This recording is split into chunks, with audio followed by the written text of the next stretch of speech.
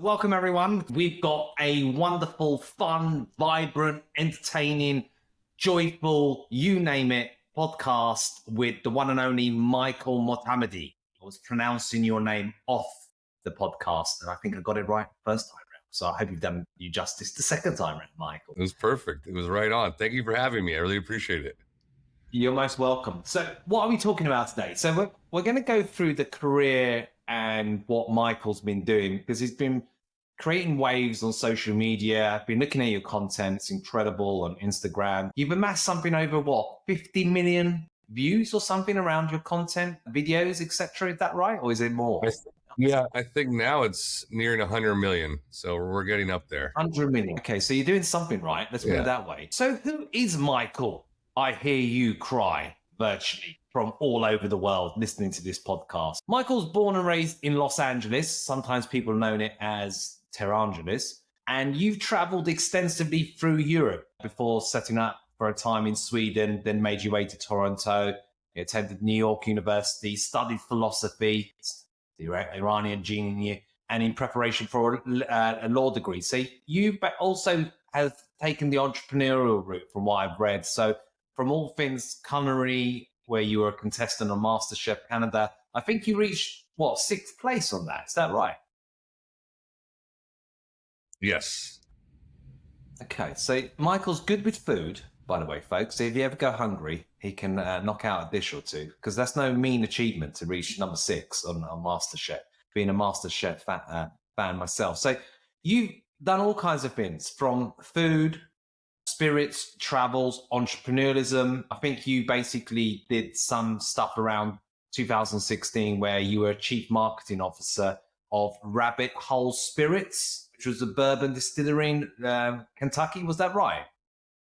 Yes, it is. When I hear the list like that, man, feels like I've done quite a bit in a short period of time. But you have. And what made me want to bring you on the cast, I love what you said on your website, where you say no fixed address.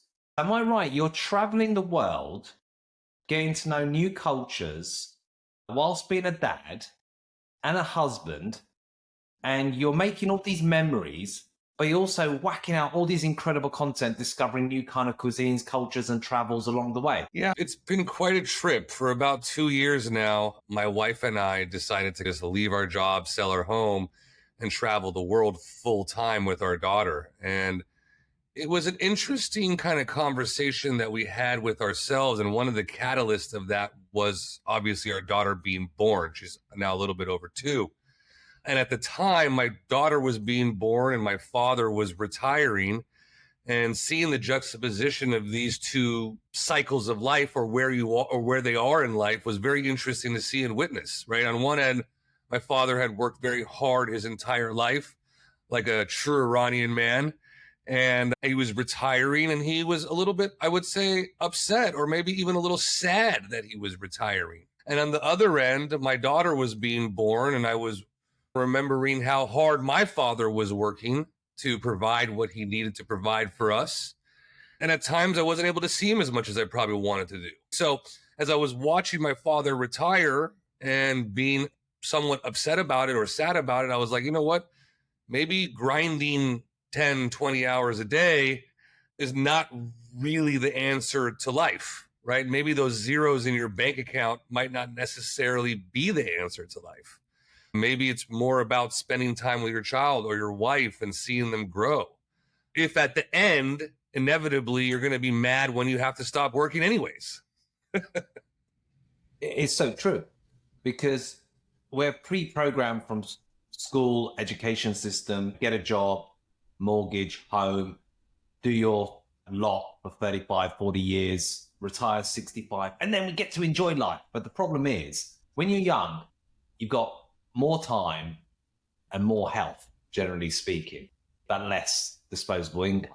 And then as you grow older, you think, now I've got more so-called income because I'm at retirement age, paid off my mortgage. I'll have more time and I'll be able to do the things I want. But in fact, you have less time, because a lot of people over the age of 65 tend to have one underlying condition or more. And people put off all the things they would love to have done later down the line thinking that they will do it. So what I love about you, you're tearing this all apart, kind of deconstructing what it means to be successful. What does life really mean? And I agree with you. I think the ultimate success is about having a meaningful life, which is having a meaningful career, meaningful relationship, trying to make a difference and living the life that you want rather than what people impose on you. And let's face it, in our culture at times, there is that pressure of lawyer, doctor, engineer, doing all of these kind of cliche things, but you're going against the grain and living your best life and how you want it. So I think that's a lot of bravery and a lot more power to you,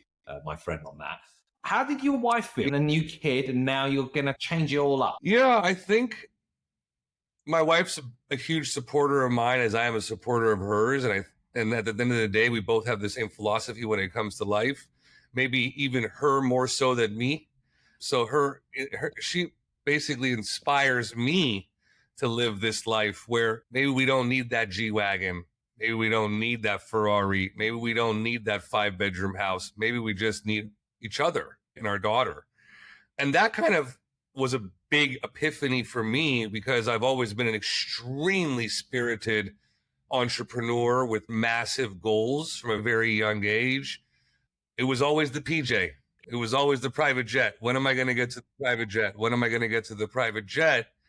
And there was, during this period when I was doing a lot of self-realization, if not more so an existential crisis is probably a better way of putting it, I started realizing that there's this thing that I'd like to call maybe a happiness threshold, right? And everybody's happiness threshold is different. Some people can live in a van and be extremely happy. Some people might need a 2-bedroom condo. Some people might need to travel the world. Some people might need the mansion. Some people might need the private jet. And maybe at that point, maybe you don't even never get happy, right? But for me, I started taking a nice, big, long, hard look at myself and my family. And I was like, listen, I want to be around here. And guess what? I can afford to be around here after all the hard work I put in. This is where my happiness threshold is right now. This is my definition of happiness. And so if I'm happy right here, what am I going after? Because I'm a big risk reward guy, right? And so if I'm going to risk everything and put everything on the line, I'm not going to be able to spend time with my daughter or my wife. I'm going to not be able to see the world or meet new cultures or really experience life for what it is because I'm trying to get to that private jet. What happens when I get there? Okay, I made it. I would have already been happy because I've already admitted to myself that this is where my happiness lies. But what happens if I don't get there? What happens if I just spent the next 30 years of my life trying to get there and I failed? In a sense, it's almost a lose because I just gave up my entire life to get to somewhere where I was already happy where I began. And that was a big epiphany for me to step back and say, hey, slow down. Let's take a breath. This life you live is extremely short. What are you trying to accomplish? Happiness. Okay. Are you happy? Yes. What more do you need? Yeah, I absolutely love it. And I think we're all guilty of thinking we have more time than what we do have because we think it's a given and nothing's a given. And you mentioned about the fact that you were this goal-getter, so driven in your earlier years, the entrepreneurial route. How much of your life in the earlier days did you go down that entrepreneurial path? And what did that involve in terms of your entrepreneurialism to get you to that point of what you just said, that clarity, that realization? Actually, is this fundamentally fulfilling me, us, and making us happy? Because fulfillment is a key to happiness. And it takes courage to have happiness because a lot of people live in the shadows of fear. I'd love to unpack that a bit more in terms of your entrepreneurial journey. And you mentioned that shift in terms of mindset. It's a great question. I think about it a lot. I find myself to be extremely self-aware. My mother said that was one of the qualities that she knew I had. Maybe a lot of them might be fleeting, but that one she knew. She's always, you know when you mess up and you know when you're a bad guy, you know when you're a good guy, but it doesn't mean you're going to change it. You are. And for me, I've always been the type of individual who's had to live it, who's had to breathe it, to had to be it. And then for me to take a step back and say, is this what I actually want for the rest of my life? And it happened in my very younger days, just from my early 20s, and I was partying every single day, and I was, lucky enough to be able to do so. And I was in the nightlife, and I lived a nice 6-7 years, 4 or 5 nights, 6 nights a night partying. Someday I woke up and I said, this is not for me. And I lived like 6, 7, 8, 9, 10, 12, 13 years of just grinding. And I woke up and I said, listen, when is enough is enough? When is enough? And that's a big question I think people need to ask themselves on a continuous basis, right? This idea of success, something that bothers me a lot about it is that it becomes extremely finite for people, right? You ask somebody, what's their idea of success? They have an answer. Well, this idea of success for me changes all the time. It's fluid. Right now, the idea of success for me is to be with my daughter and see the world and experience the world through her eyes. 5 years ago, it was to get the G-Wagon, right? 3 years ago, it was to build a legacy brand, right? 10 years ago, it was to party and do a lot of things that we don't need to mention on this podcast, right? So this idea of success changes continuously. And if I allow myself to have that understanding that success will and can, the definition of success will and can change for me, life is way easier. It is. And did your entrepreneurialism success give you that freedom to make those choices? Because so many people live in that golden cage where their kind of wings are clipped because they've got the mortgage, they've got the rents, they've got a certain financial obligations, and they think, yeah, I'd love to do that. Yeah, one day I'll do that. But you then reach the point where it's not one day anymore, it's day one because we can. Yeah, that's the toughest question when I have conversations with individuals who are, how do you do it? What do you do? What's the sauce? And at the end of the day, you got to work your ass off to be able to live the life that I want to live. But that's why I always stem back to that happiness threshold. Find out what your happiness threshold is. Maybe you only have to work half as hard as me or a quarter of me. If you and your wife and your husband or your daughter or whatever it may be want to go live in a van and travel America, guess what? 20 to 30 grand a year, you're good. If you want to be doing what I'm doing, it's going to come up a little bit. And if you want to be doing what Elon Musk is doing, you got to come up a little bit. So there's this kind of the scale that you have to find yourself on. But that's a long-winded way of saying, for me to get to where I am, to where I feel like I'm happy, I had to work very hard. And I had to have a lot of luck. And I think that anybody who says that success comes without luck is dreaming. Yeah, I totally agree.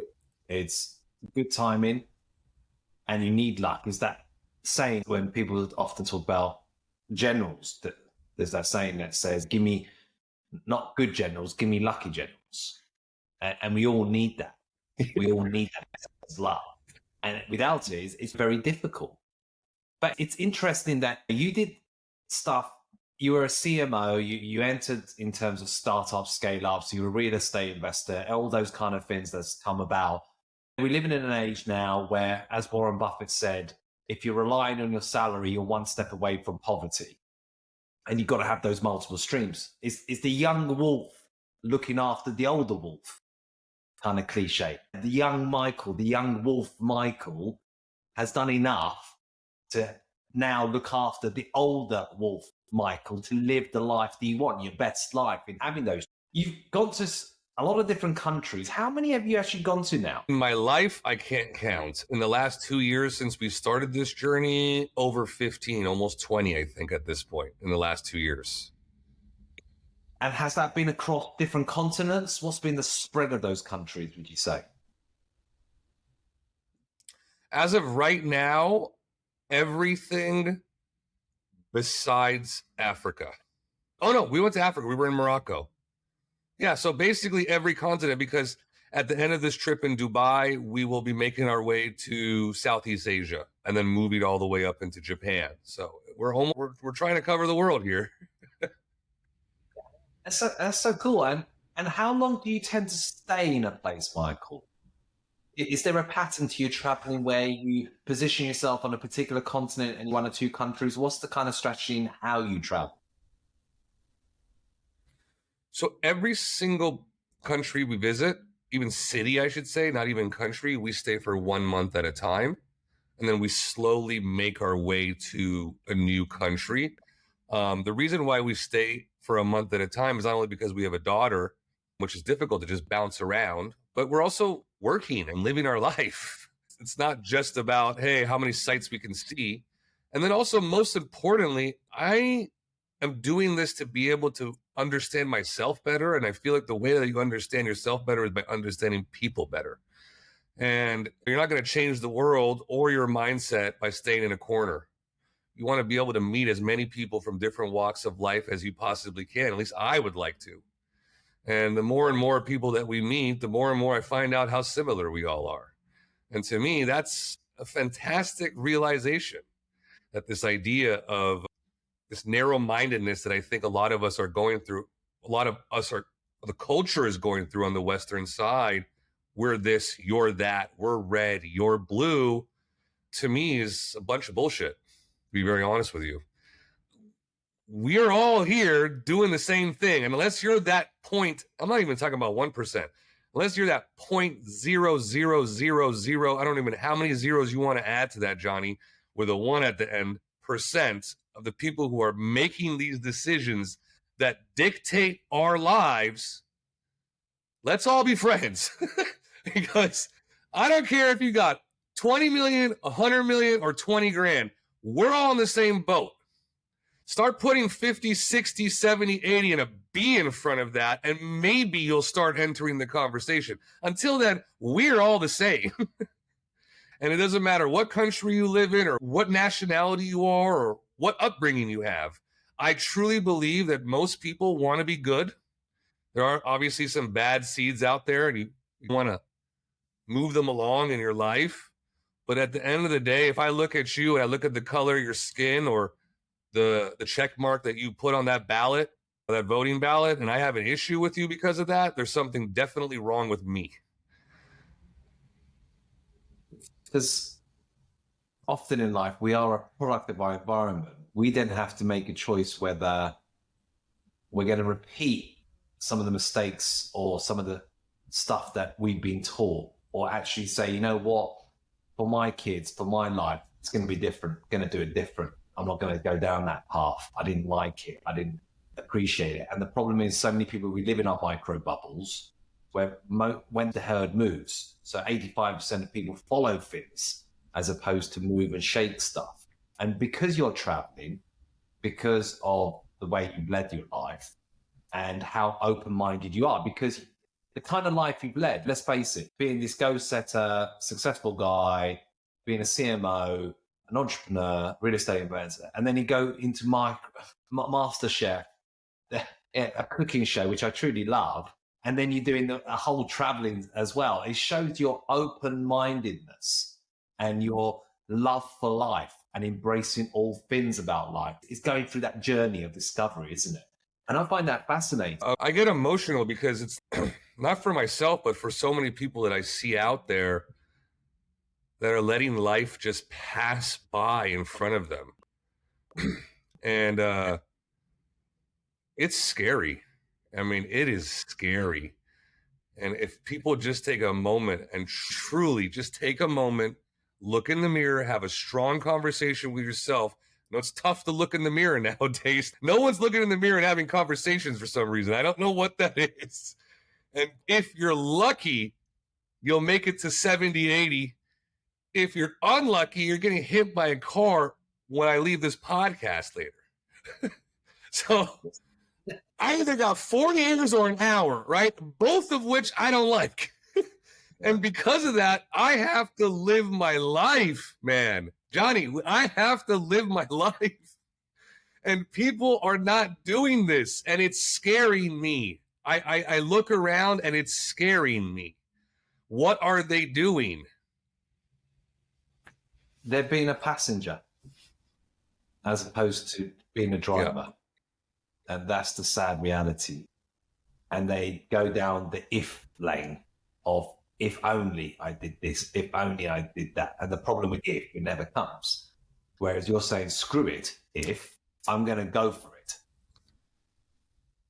Yeah, it's funny you say that. I can't remember where I saw this. I saw this the other day, and somebody asked this guy and said, "What's the biggest like money fallacy, economics fallacy that people have? Mindsets, right? The biggest mindset mistake when it comes to money." That's what it was.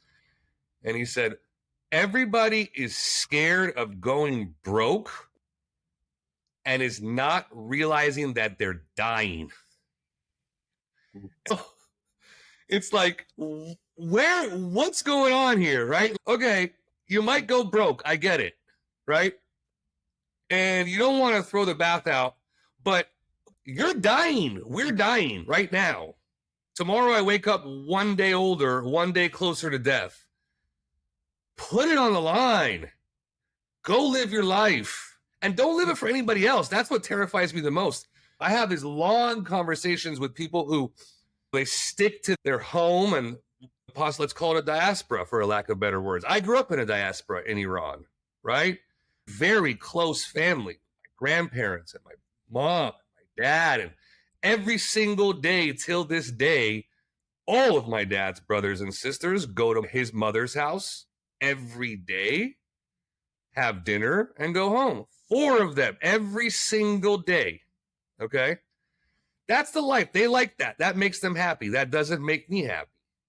So when people say, don't you want to be around your parents? Don't you want to be around your dad? Don't you want to be around your mom? I say, of course I do. But guess what? That's not what makes me happy. What makes me happy is to see the world. And I'm seeing myself slowly change. There's some evolution happening as I'm getting older, as I'm missing my father and missing my mother as they're getting older and older. And I see myself gradually having conversations with myself about what that looks like and how do I set up a plan for long term so that we can be around each other more. But I'm not going to move to LA and be closer to my dad and closer to my mom unless that's exactly what I want out of life, because life is so short. It really is. Sorry, I don't mean to preach. No, you're hitting real bombs here, because so many people live a life of other people's values or other people's limitations, and you're living what you want to live. And it's really interesting in terms of this journey you've been doing for the last 2 years proper, in terms of traveling quite around the world. Did the social media side tie in with, in terms of documenting it, both in terms of memories and stuff that your daughter can look back, look at daddy, look at mummy, look what we did, this and that, and everything's all there? And was it also intentional in terms of you know what, I'm actually going to try this as well, in terms of making content, getting my message out there, living the life, documenting it, blogging it, and see if people are interested or not, because it's had a huge impact, 100 million views. Yeah, so I'm a marketer at heart. All the entrepreneur businesses that I've been a part of, I've been the marketing leg of all those different businesses. So I'm a storyteller at the end of the day, and I know how to tell a story. I know how to communicate to an audience. So when we started traveling, I thought, why don't we document it? We're doing something extremely interesting. First and foremost, not only can we inspire individuals to do it, we're going to be able, like you said, document it for ourselves and for our child. And if I can monetize it, great, right? Yeah, why not? Even over the last 6 months, we've been going through an extremely, I think, crazy experience where we've allowed a travel guide AI, which is basically an artificial intelligence travel guide that you speak to on your WhatsApp, pick every single country that we visit and what we do in those countries. And it's been quite the experience. I didn't pick Dubai. I didn't pick Morocco. I didn't pick Spain. I didn't pick Montenegro. I didn't pick any of these that I've been in the last 6 months. The Guide Geek has been picking all of them. How fascinating. See, like leaving this app to choose for you. So right, we're going here. And if we to all these different countries, how do you manage as a family do that? It's people find that people maybe listening to this, God, they're brave. It's difficult enough when you have a new one. We'd like to get our parents helping, extended support. They're traveling the world with a young child. How do you manage as a family, and what's been the ups and downs of all these travels? So first and foremost, traveling with a family, it's an interesting way of looking at it, but I truly believe that the reason why I'm able to travel with my family the way that I do is because we're all best friends. Me and my wife are best friends. My daughter is now my new best friend. My wife is my daughter's best friend. We love hanging out with each other. Do we get sick of each other? Yes. And that's why there's bars. I go to bars. I leave the house. But if you like one another and you want to hang out with each other, it's not that difficult. And I think programming where you're going around children is also extremely important. And also, like I said earlier in the conversation, we stay 1 month at a time specifically for my daughter. One of the major reasons. If you want to land in a place and try to see 50 sites in 5 days with a kid, that's very difficult. If you want to go and rent an apartment or a home and have ample space and a kitchen, and you want to live your normal life that you would live just in a different country, it's not impossible. And I think people kind of mistake that with what I'm doing, right? I'm traveling to different countries and embedding myself in the culture as if I was a local so that I can truly understand what these people are about, what do they represent, what are their ethos and their values, how do they eat, etc. And at the same time, we come back home and I watch Netflix at 9 p.m. at night. You know what I mean? And I go to sleep at 10 and I'm up at 6 and I start working again, right? I'm living a pretty normal life. I just happen to be doing it in different countries. That's really interesting. See, the structure and discipline still there. It's just that you are on this discovery journey around the world in terms of what you're doing as a family. And I love the way you said the way you hang out, being best friends, and then you have your own little outlets as well when things might be a little bit prickly because you spend so much time together. We all can have that. Do you see this changing though, Micheal, as your daughter grows older in terms of schooling, this lifestyle? Has it got like a time span that you can do this before things become a little bit more challenging? Yeah, I do.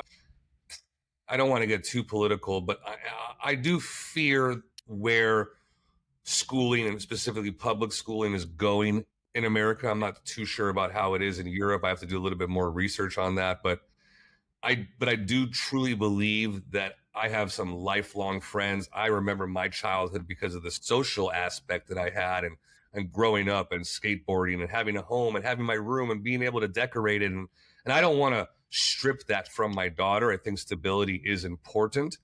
That being said, more studies that we've been reading is that putting your child in school at a very early age, from the age of, let's say, 0 to 5, is actually detrimental to the child's well-being in the long run, mentally. When originally I was a little bit scared of not putting my child in a daycare like all my other friends, where they have a bunch of friends, right? All these kids. My child doesn't. But I realized that I was looking at it from an adult's perspective. I want to be in school. I want to be hanging out with friends, right? My daughter might possibly want that, but what she needs is really one-on-one coaching, one-on-one parenting, and that's what we're able to give her.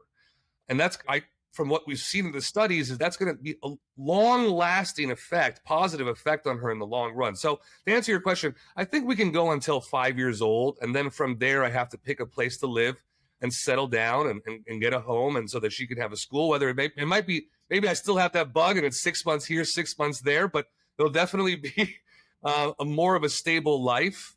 Now, where that's going to be, I don't know, but that's another bird that I'm killing with this stone of traveling, right? This is allowing me to see a bunch of different cities in a real way. And I don't know where I want to live right now. I don't know if I should say that out loud. My family's going to watch this and everyone thinks I'm coming back to LA, but I don't know. I really can't say that answer. Yeah, it's an interesting one because they say absence makes the heart grow fonder. But then if that absence is not quite there, where your eyes are opened up by possibilities instead, and like in your tagline, no fixed address of where this goes.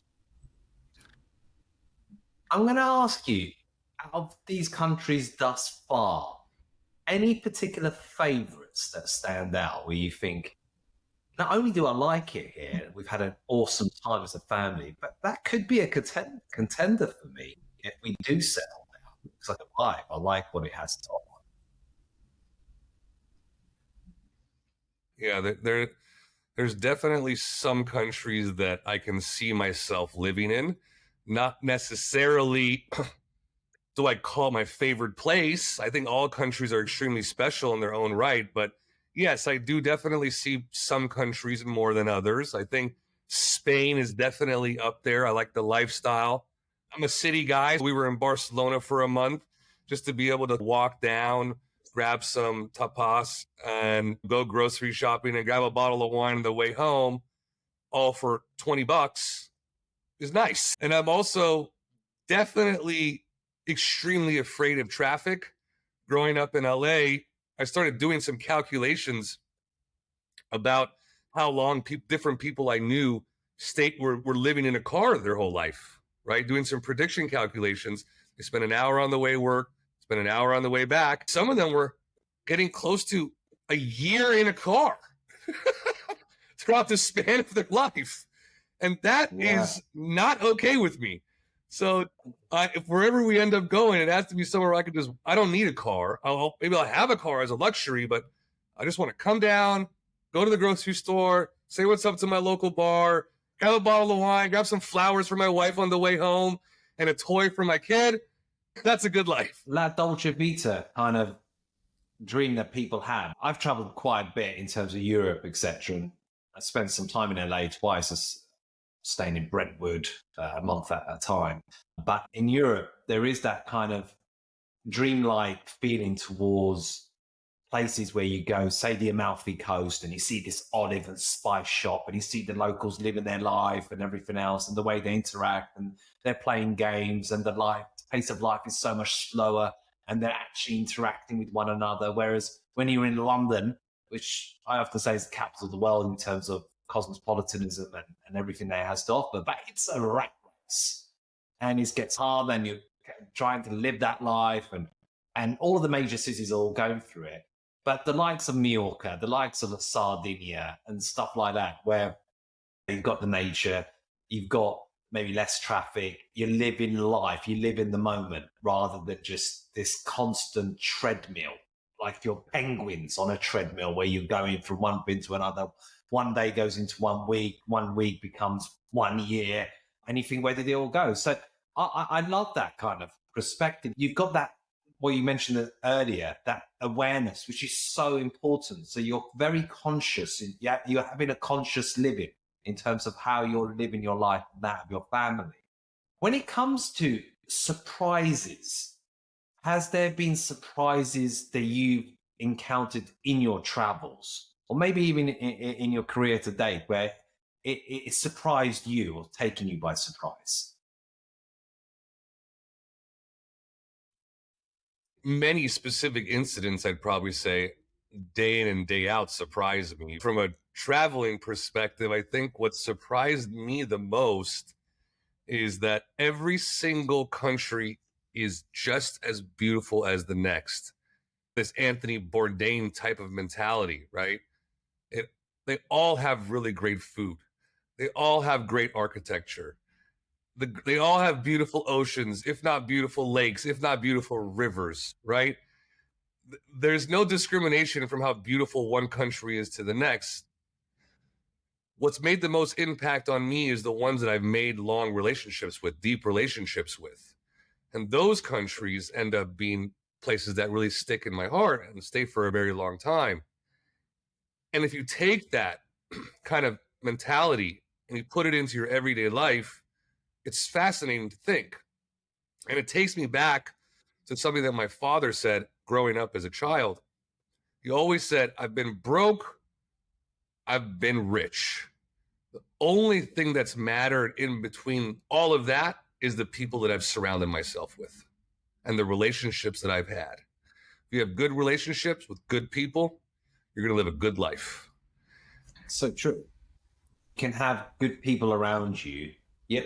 When you reach a certain age, after 40 or so, for those of you listening that are much younger, you think that's a bit of a dinosaur age, maybe showing my one. You're lucky to count your good friends on one hand. You can have a lot of acquaintances, and you can have a lot of passing ships of night that come through your life. But there are those people that leave their footprints all over your heart, your best friends, your family members, whatever it might be, that touch you. And I love what your dad said. When it comes to food, and I know you said off air, I'm not a chef.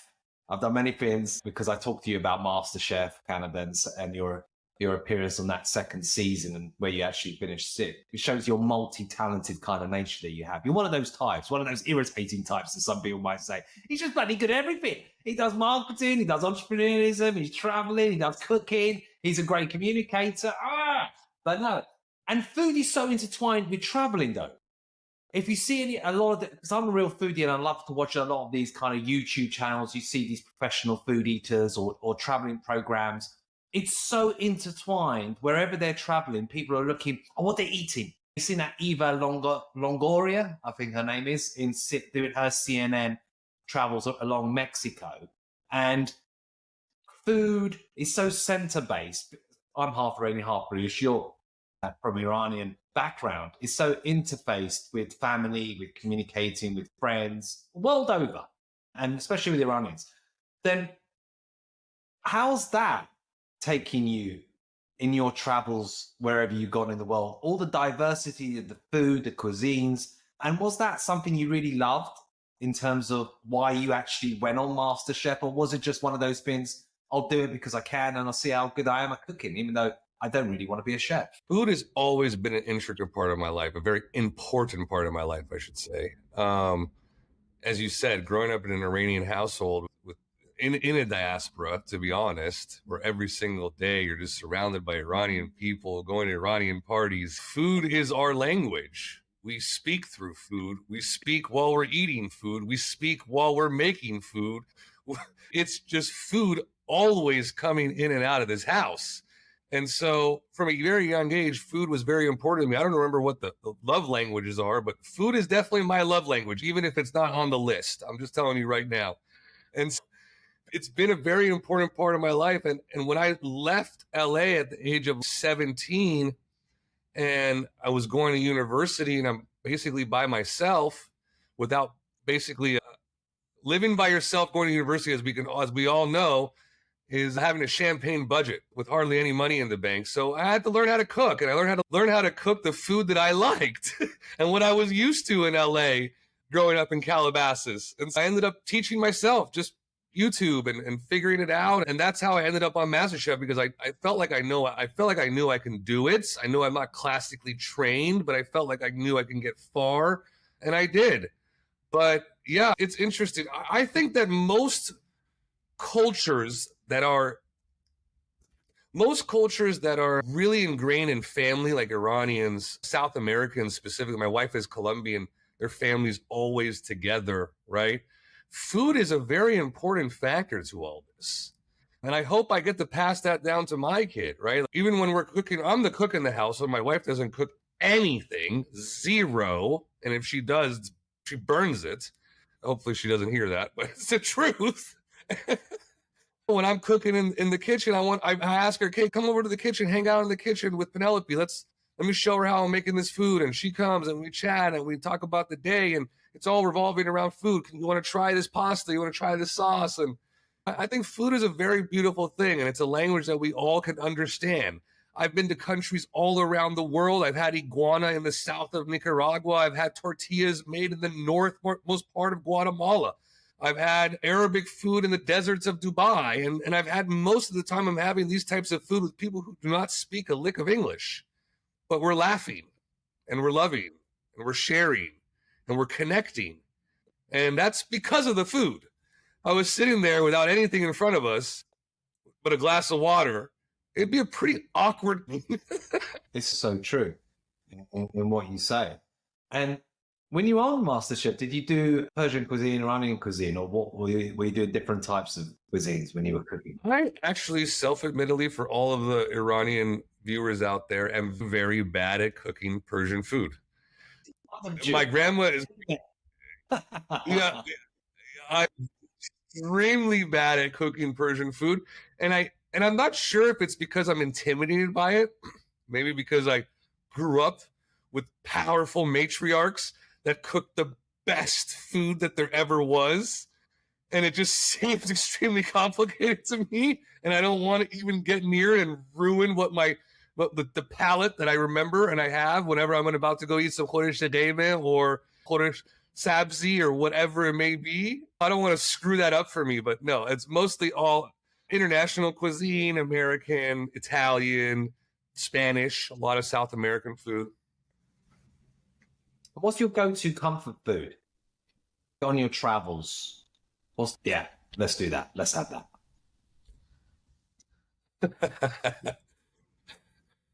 I like all foods.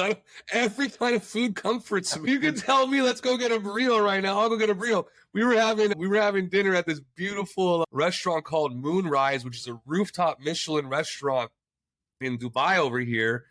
And I'm talking 10 courses, the most beautiful, intimate 12-seater where you're talking to the chef. You can't even pronounce what these dishes are, let alone every single one. You want to take a photo and put it up on your wall, like that kind of restaurant.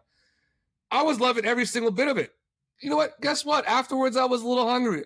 I went and had a burger afterwards. Kill me, right? So it's like, I'm a big high-low guy. It doesn't matter where it goes, where it lands in between. It tastes good, give it to me. And I'll try everything once, most of the time twice. That's really good, because people can be quite fixated in terms of their choices and preferences and a little bit adverse in trying something totally new. Would you love, if you could, and if we go down kind of fantasy lane, to travel up and down Iran on your travels? Imagine documenting that, the diversity of the cuisines from north to south to east to west, that pearl in the Middle East that a lot of people still don't know as much about in terms of what the real Iran is. And I think you mentioned Anthony Bourdain with his CNN program. He actually went to Iran, didn't he? From my memory. Yeah, so I've been to Iran when I was 17, 18 years old. I spent 2 or 3 months out there, and it was the first time and last time I've ever been. And the connection to the land was so real. It was terrifying, Johnny. I'm what we call very whitewashed individual. I grew up like skateboarding and snowboarding and eating hamburgers and stuff like that. I grew up in LA. I'm an LA boy. But when I went to Iran, I felt this kind of wave of emotion come over me that I was not really expecting. It was pretty surreal. And to answer your question, it's if not the most beautiful country in the world, from top to bottom. It's fascinating. And the stigma that it gets is unfortunate. We don't need to get into that, obviously, but it's absolutely gorgeous. The food is amazing and the people are phenomenal, right? In general, we are very nice people. Maybe not to each other as much as we probably should be, but at least to other people. When I went there, so I lived there for 4 years when I was a child, and then I went there twice in my 20s. And people, the amount of food, and they would offer as much as possible, and they're all saying, "Do you like it?" and everything else. So hospitable, it's unbelievable. And Iranians love it because they love life. They love, and food is an intrinsical part. What's been the kind of highs and lows of your career and life today, would you say? If you had to put them down in your mind, the real highs and maybe some of the lows that there's been. Yeah, because my career and my life are intertwined so much throughout my whole life, I've done that purposely. They go with each other, fortunate or not. Lows, I do have a big regret of not, I haven't shared this with most people, but I do have a big regret of not spending more time with my grandfather when he was here. On my dad's side, they picked me up from school every day. I spent a lot of time with him. But on my mom's side, a very powerful individual, very smart, very strong, put the city on his back and take them across the desert type guy. And I remember when I was an adolescent in my early teens, and I was going through a bad patch, and I was being a bad kid, for a lack of better words. I was going down the bad route. I remember he used to try to set up these dinners with me and just have one-on-one dinners with me. And I used to complain. I used to go and I used to hate it. And after he passed, I said, you can't get that back. And that's a big low for me. A big, big learning lesson for me. One that you probably never want to learn. But if you can avoid it, obviously you do. But if you can't, you're never going to make that mistake twice. But highs, I can say the cliche of my daughter being born, which I think is an obvious answer. But I think highs is a generality for me to be able to live my life on my own terms. My mom texted me the other day and she sent me Frank Sinatra, My Way. She said, this song reminds me of you. That's the biggest compliment you could ever give me, ever. Okay. And you're so full of life. You're the kind of guy that makes you feel good when you're listening to you. Yeah, you just got that. You can tell you are really living the best life you can. And nothing's perfect. And there's never, every day can be a great day or a good day. Stuff happens, but it's that perspective thing, alluding to what you said about your granddad. It's like, all right, it's a bit of a shitty day, but as long as you've got your health, you've got your wealth, that'll be your family once, and you can go again, you can fight again another day. So what's the dream with all of this, Micheal? What's the dream? Where do you want to take this? Because you're obviously phenomenally good at marketing, social media. You're a successful entrepreneur at heart.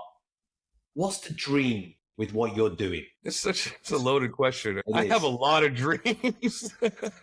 Not those kind of dreams, Micheal. No, I mean, jokes aside, I like to hedge my bets, right? I got a lot of dreams going at the same time. One of them I hit, I'm fine. I'd love to do this professionally and have a show and be able to show the world on a mass scale what it's like to eat and meet new people all around the world and vicariously have people live through me somewhat like I vicariously lived through Bourdain when he was around. God rest his soul. I have a dream of being a real estate mogul. I have a dream of just being happy. I have a dream of my daughter being happy, most and foremost, right? Most importantly, I have a dream of my daughter being happy, most importantly. There are many dreams, Johnny. And I think if you stop and subject yourself to one dream for your one life, you're making a big mistake. Split them out there, throw them all out there and go for all of them. You got to hit one, right? And if you hit one, you might hit two. And guess what? That's awesome. And what's great about it, you can see how you don't like to be pigeonholed. You like that sense of freedom of exploring different bits. It's not just fixating on one aspect. It's that curiosity. Curiosity is one of the key ingredients to success, actually, folks, because those people are more curious in terms of getting on, discovering and stuff like that. Good things tends to happen. One of the hardest lessons I think people need to learn is that you can try your hardest and you can still fail. And that's hard to realize and most importantly, hard to accept. And that comes with business and it comes with your wife, your daughter, your friend. Right? You can put it all and you can still get a divorce because guess what? She doesn't want to be with you anymore, man. And that sucks. And you put your everything into it and it sucks. And I get it. But I always go back to that idea of not pigeonholing myself and allowing myself to just try as many as I can. And if I fail, it's okay. I go back to that Chinese proverb of the farmer, right? Have you heard that Chinese proverb of the farmer where he's a farmer in a very small town? And one day he has one horse. He's very poor. And that one horse runs away and it doesn't come back. And the town goes, oh, man, I'm so sorry. That was the one horse that was allowing you to plow the land. What are you going to do? This is so bad. He goes, maybe. So what do you mean maybe? Your one horse is gone. Maybe it's bad. Maybe it's not. The next day, the horse comes back with 8 horses. And the town's, oh, my God, look at that. Now you have 8 horses. You're so lucky. This is amazing. You're going to be able to plow so much land. He goes, maybe not. The next day, the son's going on the horse, and you try to train the new wild horses, falls over, breaks his leg. The town comes around and says, oh my God, your son broke his leg. This is absolutely horrible. So maybe. The next day, the army, China's going to war, the town's going to war, the country's going to war, the government's coming in, the army's coming in to recruit all the young boys to go to war. Guess what? They can't take his son because his son's leg is broken. And so the moral of the story here is that everything that's bad or good, it comes to an end and something else is birthed. So if something bad happens to you, or you fail at something, or something unlucky happens, just think that there might be something great around the corner. And it's okay. It's okay. You're going to be okay. If at the very least, you're going to be okay. At the best, you're going to be better off. You can tell how good you are as a storyteller and communicator. The way you can tell things and it's an important quality, because even relaying that story, the way you do it and how you do it and the way you speak is one of the things that I tell people when I'm coaching them and stuff. Is storytelling and communication skills is vital in life. It's vital. You need to be able to have that art of communicating. Good thing is we can all get better at it. When I came to the UK, I couldn't speak a word of English. I used to speak perfect Farsi better. Went the other way now. But it is important because we're hardwired to receive stories. Ever since caveman times, human beings are hardwired to receive stories, and to be an effective storyteller can take you a long way in life, especially what you're doing. And as we're wrapping up this podcast and coming to the end of it, I always ask this. And the question I'm going to ask you is, what would the Micheal now tell the young Micheal early on in your life? It's funny because I do that quote, will my younger self be proud and will my older self be thankful? Yeah. And so I think about that quite a bit. And so to answer your question is, just keep doing what you're doing, man. And that's half the battle. I think that's the biggest compliment I can give myself. I can dive in deep and we can have a full-blown 10-hour conversation about all the intricacies and what stocks I should have bought and maybe if I should have done better in school or I didn't ditch that much or whatever. There's a laundry list of shit that I fucked up on, and I'm not going to deny that. But at the end of the day, everything turned out okay. So just do what you're doing, man, and stop stressing. And by the way, if I did able to go back, I would say one sentence and I'd leave that man alone. I wouldn't even talk. One sentence. Do what you do. Keep on trekking. See it a little bit. That's superb. And just keep them going, because a lot of people, that's the problem. They quit. They quit on themselves. They quit on their dreams and they give up. And most of the battle in life is just keep going. And hopefully there is light at the end of that tunnel. Or we just beat ourselves up so much about things, especially when we're younger. We consumed all this stuff. We think, you know what, relax. Exactly. See, you asked something specific. You said, what would you say to your younger self? And so what I think about when I hear that question, because I hear it a lot and I hear a lot of people answering it too. And they say, give you this advice and let me give you that advice. And when you hear these guys on the podcast and they're giving these like really in-depth advices to this child, this hypothetical child. And it's the one thing I think about is, man, I loved my childhood. I loved partying. I loved screwing up. I loved failing in school. I loved being a playboy. I loved getting my heart broken. I loved it all. Like, it was cool. I look back on it now and it was fine. Did I cry myself to sleep some nights? Absolutely. Looking back on it, it turned out okay. And so if I'm going to go back and talk to my younger self and start coaching him with a laundry list of things that he needs to be doing to make sure that he makes it out okay, guess what? I just robbed that little guy of his childhood. That's the only thing that I think about. And that's a perfect way to end off. How can people reach out to you to see more of these videos, what you're doing, where you're going? What's the kind of best socials to reach out on you? And what's next for you in terms of the finale? Yes, it's just my name at Micheal Motamedi on Instagram, on YouTube, on TikTok. And Johnny's a really good example. I answer my DMs. You want to shoot me a DM? You want to shoot me a message? I'm all ears. What's next for me is, I don't know. I don't know. I really don't know. And this is the first time in my life when I've been able to say that, because I've come from a place where it's been like a dream without a way to get, I don't know what the quote is. A dream without a way to get there is not a goal without, what's that quote? You know what I'm saying?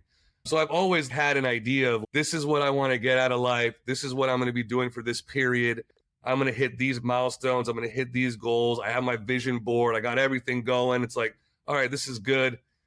This is the first time in my life where I honestly don't know. And at first, it was terrifying not knowing what tomorrow is going to bring, or the next year or 6 months from now. And now I'm like in this really interesting, I feel like I'm in the Matrix or outside of the Matrix. Just it's okay. Let me swim in this uncomfortableness for a little bit. It's okay. This is strange, but it makes me feel alive, right? My wife always makes fun of me. She calls me a little bit of a masochist because whenever we're by the water, I'll swim. I'll swim as far as I possibly can into the middle of the ocean until I am terrified, until I cannot breathe. I am so scared.